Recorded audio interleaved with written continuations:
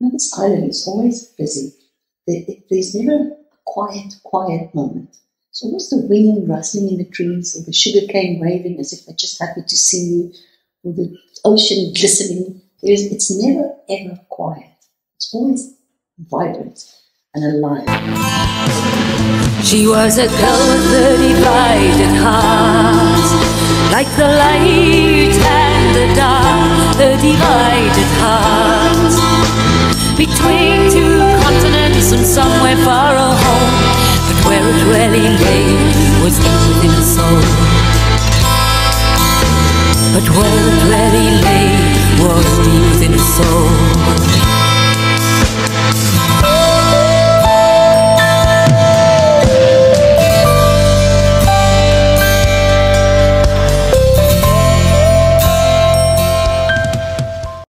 Hello, and welcome to episode 7 of Micki Pistorius Profiler on Record.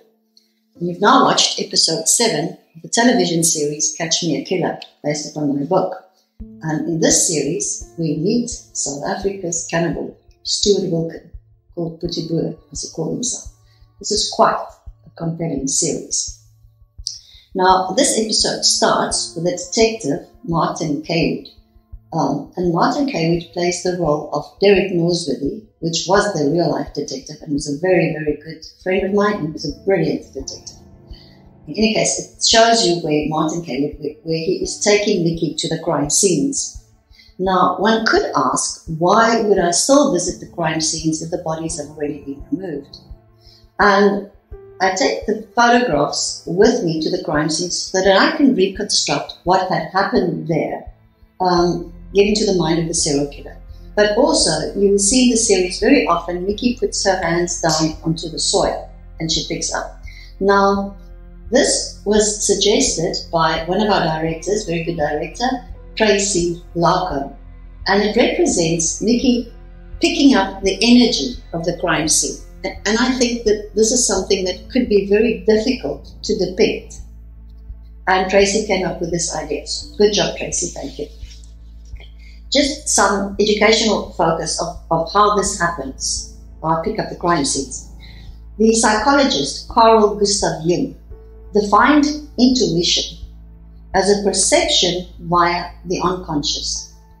He said, using sense perception only as a starting point to bring forth ideas, images, possibilities, ways out of a blocked situation by a process that is mostly unconscious.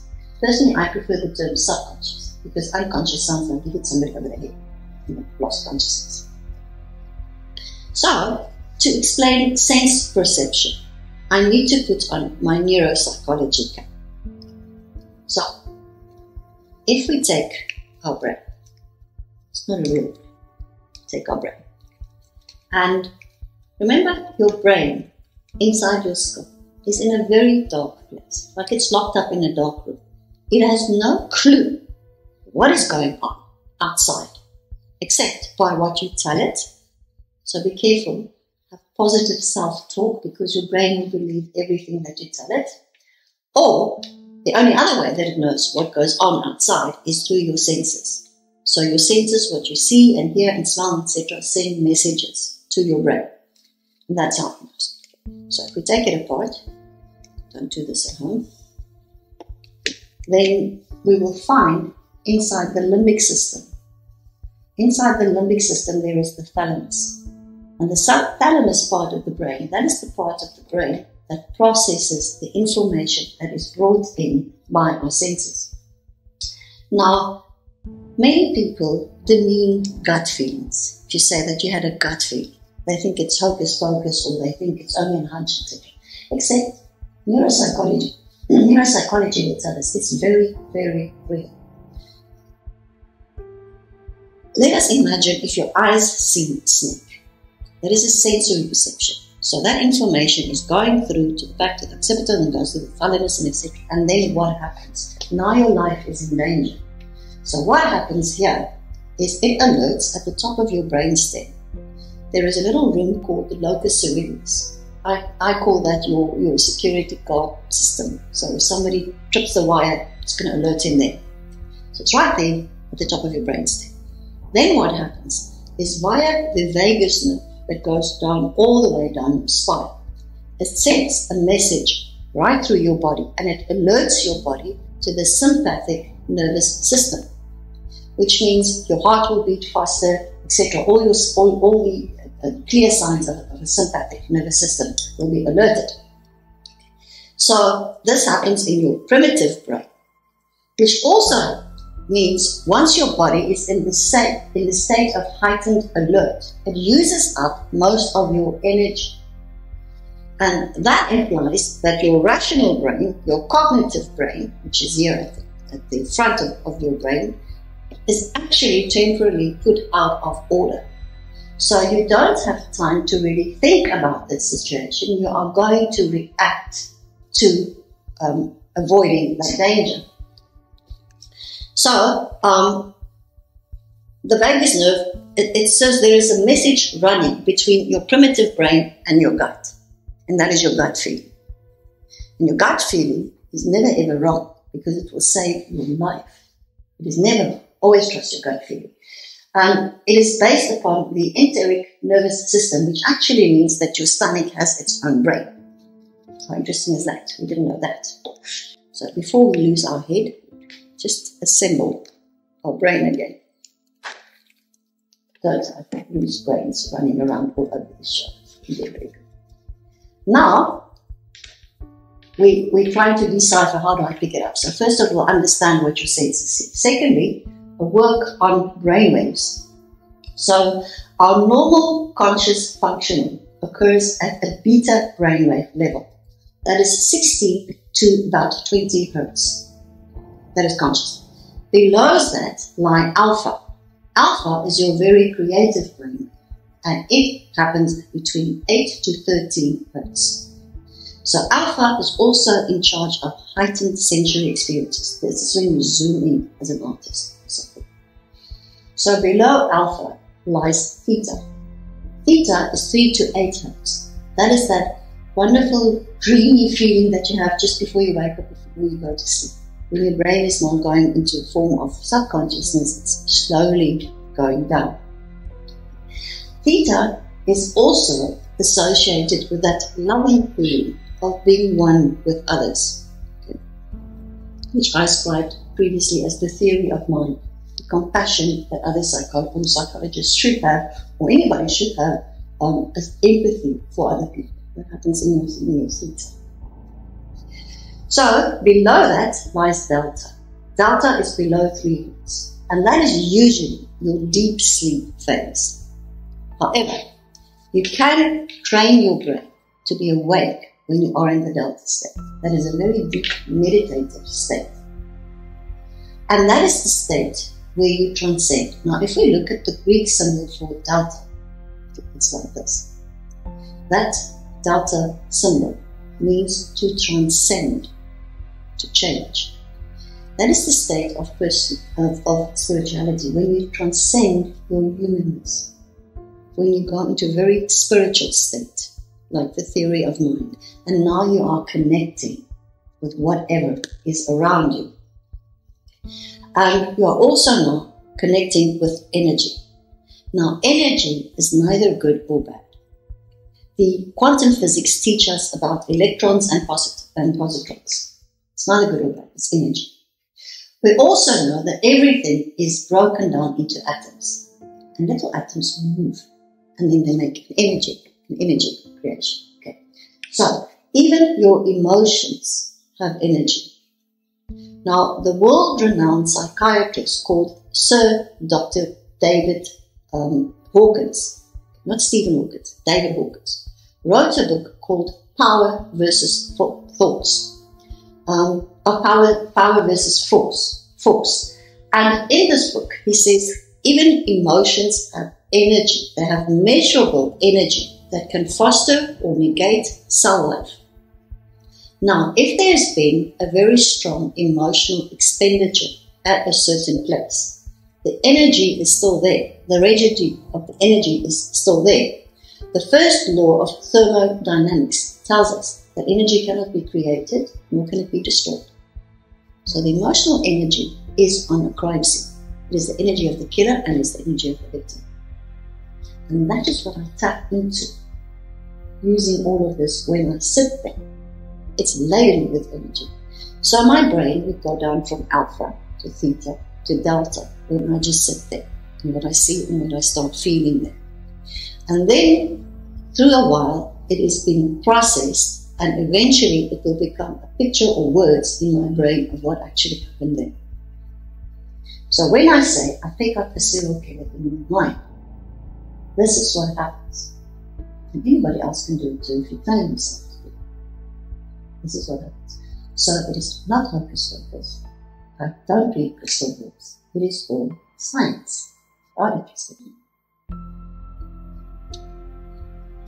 I'd like to reflect a little bit and tell you an authentic episode that happened in my life. Now, this was on the same game farm where I'd met Jessica van Pletcher. So one morning, early, I wanted to turn on the wooden deck by the pool, and the wooden slats were running horizontally. So I walked and I picked up the cushion to put on the tanning lounger. And as I picked it up, the first thought that went through my mind is, the pattern is different. The pattern is different. And what I was seeing was a puff adder sleeping. Puff adders have a geometrical pattern. So, any person's natural reaction would have been to jump away, but I did not. I moved away very, very slowly, and we caught the snake and we released him into the felt. So later, I tried to figure out, why did I not jump away from, which would have been a very natural reaction to jump from the snake. And I realized that in this dangerous situation, where my visual senses saw something, it activated the thalamus, and in that split second, my locus coeruleus should have activated the sympathetic nervous system of fight and flight, which was supposed to send the message down my vagus nerve to my body and for me to jump, my guts instead. However, if I had jumped, because it was a wooden deck, it had a spring element, the snake would have woken up and it would have bit me and I could have died. So, my brain was trained to switch the vagus nerve to activate my parasympathetic nervous system, which is the one that makes you relax. So I relaxed deeply in a life-threatening situation, and I reacted rationally and calmly. I was very proud of my brain. It was trained to do that. So it's just, by the way, it works. So in this series as well, kudos to the actor A.J. Cullinan, who plays Stewart Wilken. Very, very good actor. Also to our set designer, Warren Gray. Micki has an interview with a journalist. And if you look at the magazine, then there's the actor's photograph in it. So it's little detail like that, which makes the series really outstanding. And my compliments to the behind-the-scenes crew very much. So much of the series plays out in court because Stewart had already been arrested. Now, technically, a little bit of informative focus for you. The accused would enter the court from the cells below. They come up the steps. They might be handcuffed, but they would certainly not be chained and enter from the back. That's not really how it works. Now, psychology is not an exact science, as I say in the series, as Micki says. So, it's educational value for you. When I testify, the pillars of my testimony is usually, I have 5. The first is, what do I observe? What can I see in front of me in this person? That is my clinical observation. Secondly, what does the person tell me? What had happened? Thirdly is the psychometric tests, the forensic psychometric tests that we use. Then there is some collateral evidence. What do other people say? What happened? And then lastly, the research. Now, if all 5 of these pillars concur, then the court's expectation of a validated and a substantiated expert testimony is fulfilled. If they don't concur, then you say so. So I've testified in many, many trials, and I've been commended by judges in some of them. So remember, as I said in the beginning, it is my job to explain human behavior to the judge. So no matter which side calls me, the state or the defense, my testimony should be unbiased and based upon the behavior and explain that to the judge. So in this case, I was supposed to testify on the side of the state, not for the state, but they're the ones. And then the state said they don't need me because they have enough evidence for a conviction. However, then the defense called me as a witness to explain the behavior to the judge. Now, to me, that was a great compliment because it confirmed the fact that I was so unbiased, my testimony, that any side could actually call me. So sometimes in court, they might ask you, especially if the defense had called you, were you paid for your report? And the answer is yes. I was paid for my time and I was paid for my testimony, for my expertise, but my opinion is not yours. That's the answer that you give. Sometimes I feel like asking the criminal defense lawyer, were you paid by your client? That's impertinent, so we don't do that. Another little thing, just in the series, Micki is depicted as taking a tranquilizer before she goes to court. Again, this is somebody's idea of what post-traumatic stress should be, but what it is not. I've never taken a tranquilizer in my life, ever. And I certainly won't take one before I have to testify in court because it would befuddle my brain and I really need my brain to be sharp. So again, I think that's a little bit of thoughtless creative licensing here, but in any case, let's just carry on. So Stewart Wilken fixated in the oral phase. His story that he told Derek was that at the age of 6 months, himself and his little older sister was left behind in a telephone booth. They were abandoned. And then they were found, and then they were in the care of a man that's abused them severely, and then eventually they were adopted by another family. Now, the fact that he was abandoned at the age of 6 months clearly means he wasn't breastfed. He wasn't breastfed. So his foster mother said there was oral sadism, which actually means he bit people, he bit other children, etc. And this also manifested on his crime scene because he bit the prostitutes, he bit his victims, he bit their genitals, he bit their toes, and he actually ate the nipples of the victim. So there's clear oral sadism on that side. So he's attacking the breast to get to the milk, and then goes a baby. That's symbolism. So he also fixated in the anal side, in the anal phase. It's a second fixation. So the elements of sadism support a fixation in this control-orientated phase. During my training course in Dundee, Roy Hazelwood, the retired FBI agent, he specialized in serial rapists, and he taught me that sexual sadists prefer anal sex because it gives pain to the victim and it is humiliating to them. And Stewart preferred, this is what his wives told us, anal sex with all his victims as well. And the pain they showed when he penetrated them anally heated his sexual arousal. And that caused him to commence strangling them. And he said when he would strangle them, their lips would start swelling and protrude. And this he called the jelly bean effect. And when he saw that and he ejaculated at the same time, then that to him was a perfect crime. So he was also peculiar in that he had two complete different sets of victims. The first were the sex workers. And these represented the women that had rejected him in his life. His mother, initial mother, that had rejected him, his ex-wives, etc., maybe his sister, whom he blamed subconsciously, etc. And he hated them. Then he chose little boys as well. Now, in psychology, we have a concept called confabulation.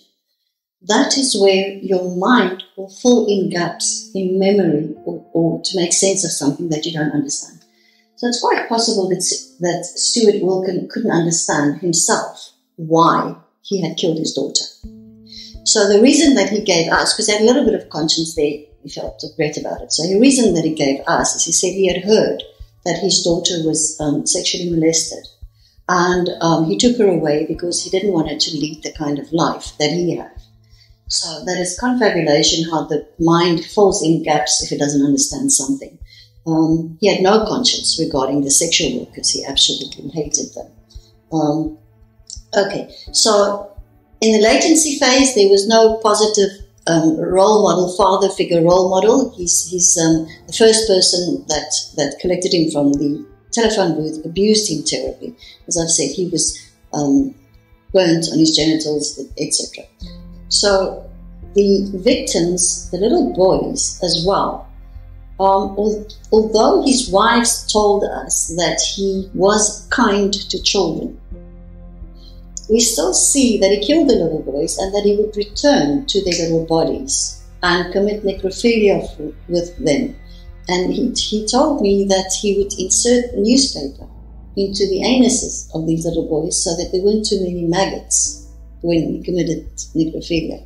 Now, that's the kind of man that we're working with here. Stewart was sentenced 7 sentences to life.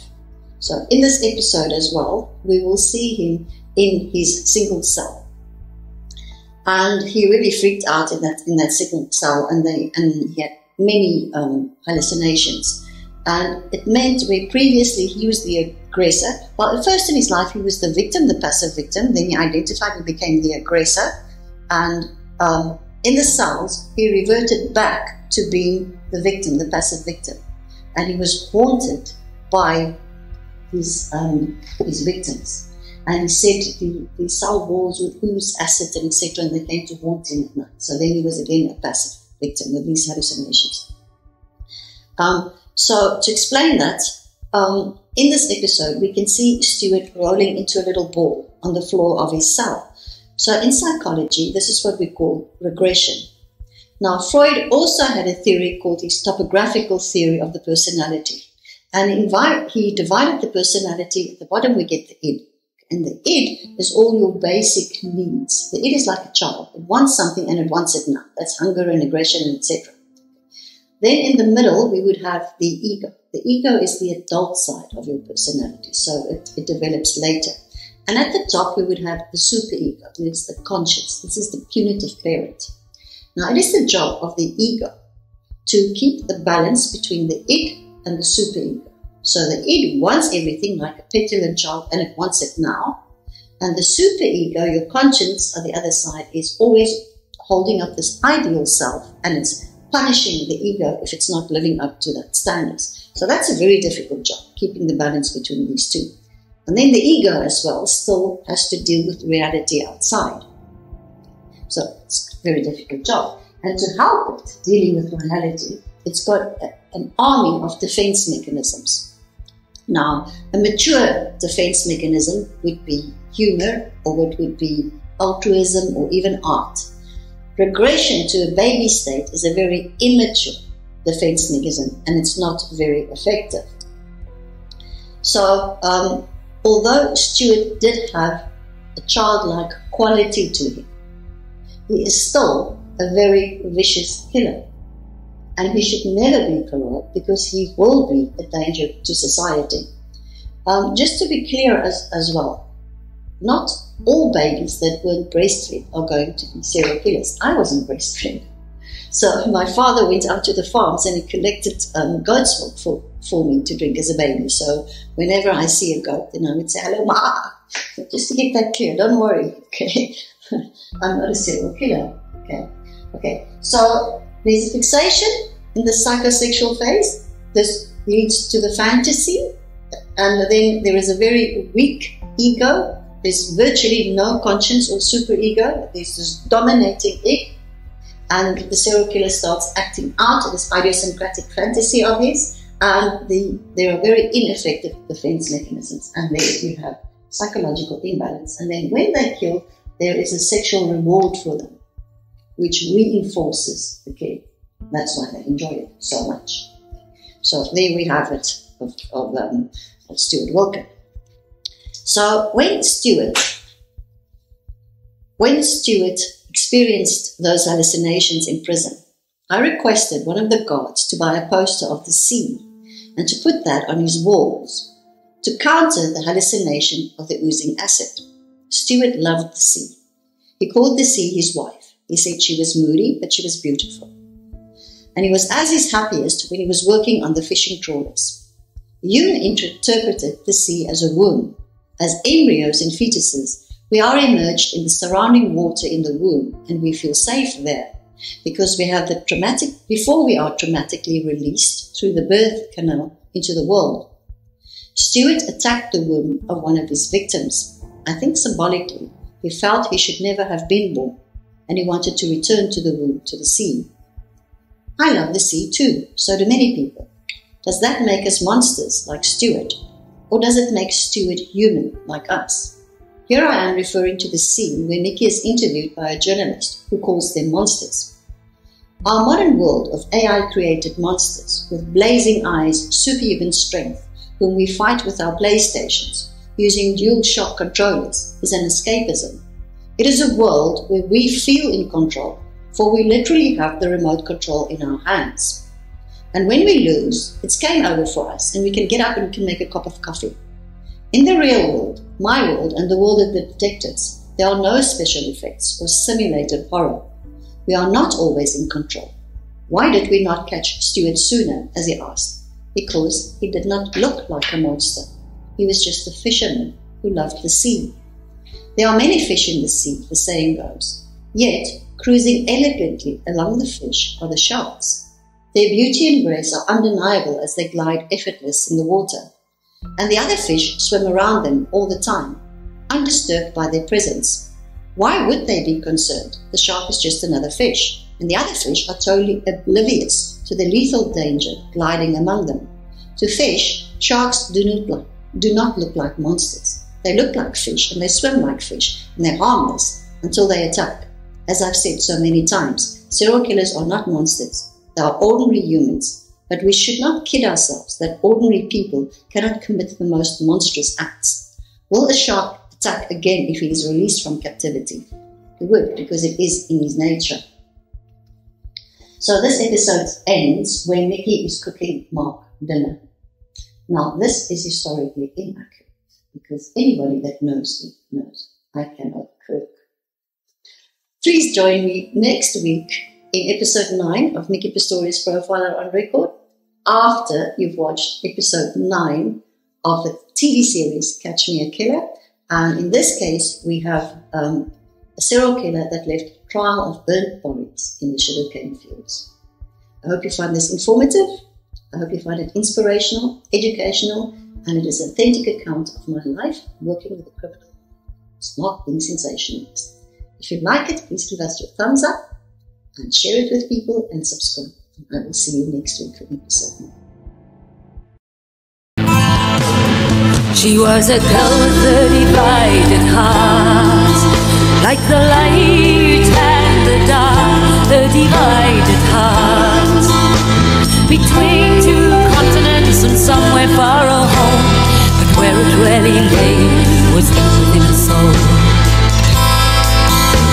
But where it really lay was deep within her soul.